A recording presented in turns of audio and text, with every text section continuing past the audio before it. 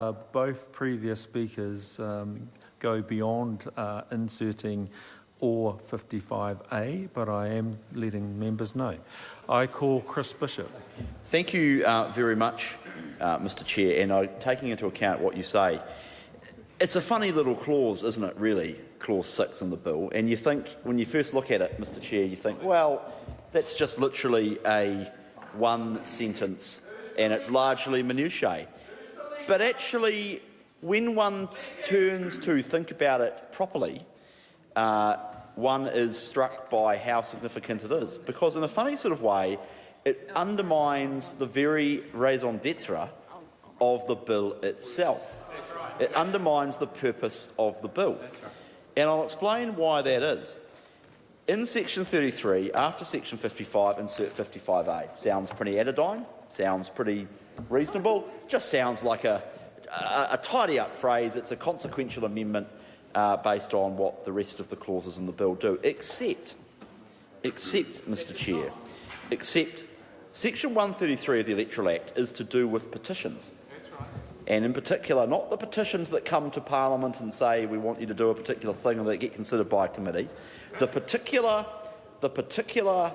mechanism in the Electoral Act which is around electoral petitions. Very rare in our parliamentary history, although ironically enough, the man who is almost the sole person in the Parliament who is in support of this bill, the Right Honourable Winston Peters, made it to Parliament in 1978, 40 years ago, via an electoral petition against Borman in Hanua. But, sorry, Malcolm Douglas, Tim McIndoe points out, the Borman petition was a separate one. So the electoral petition has a particular place in our law. And what this clause does is basically say none of the electoral integrity provisions apply until the petition's been resolved. Now, it's a funny little clause, really, because what it says is the Electoral Integrity Bill says proportionality is paramount. In fact, proportionality is so important that we are going to give to party leaders, or parliamentary leaders in the parlance of the bill, we are going to give to parliamentary leaders of political parties the power to determine if they reasonably believe that proportionality has been distorted and therefore, remedy what is perceived to be a wrong. So the whole bill is about the importance of political party proportionality, except for, this is clause 6 of the bill, except for when there's an electoral petition, at which point the bill says, oh, well, we can't have any of that. We've got to let the petition resolve itself. So it's a funny, strange thing, actually.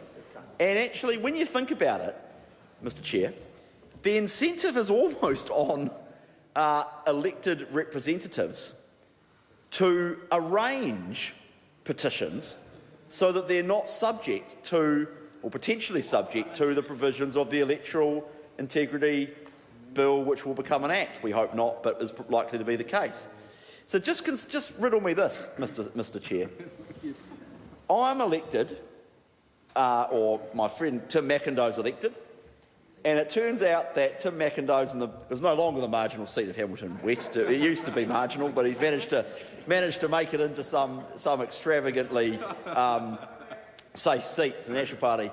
If only Hutt South was like that. But anyway, so Tim gets elected, Mr McIndoe gets elected, and it turns out it's a marginal seat and it's contested, and there's been a bit of chicanery and there's contested votes, and some people have ticked, both boxes, and you've got to work out crosses and noughts and that sort of thing.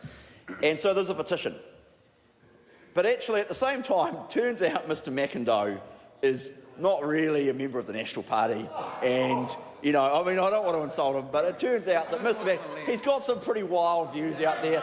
He's sort of like the modern-day Gilbert Miles, or sort of modern-day Michael Laws, right? They sort of come in the tide, and you're not quite sure how that happened. And actually, Gilbert Miles, I suspect, is still sitting there saying, I'm not quite sure how I got elected in the 1990 election. Beat Phil Goff, apparently the safe seat of Roskill as it then was. Anyway, so, but Tim's, and so the party leader, whoever it is, Simon Bridges, says, "Oh, sick of this. Let's get rid of Tim McIndoe, the errant MP for the marginal seat of Hamilton West." And he goes to the caucus and he says, "Well, this guy, Mr Chair." Chris Bishop. Thank you very much, Mr Chair. And so the leader or the Prime Minister or leader of the opposition goes to the caucus and he says, this guy who's been elected in Hamilton West, we can't have any of this. He's out there saying all sorts of things against the party constitution and against the values of the National Party and against the manifesto that we were elected on. Sorry to interrupt the member, but it's come time for me to leave. Order. Order. It has come time for me to leave the chair. The committee is suspended until 9 a.m. tomorrow. Paul Marty.